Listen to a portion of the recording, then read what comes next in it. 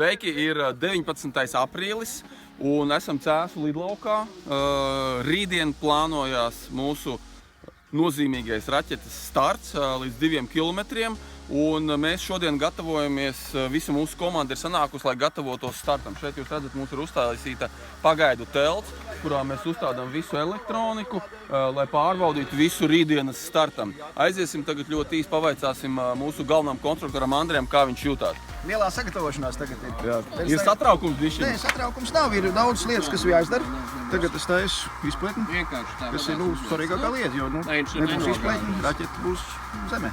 Bet rītdienas startam mēs esam gatavi? Rītdienas startam mēs esam gatavi. Mums ir viena raķete, kas saucās Resnā zēna. Jā, tas ir iekšējais nosaukums. Pilnā izmērā.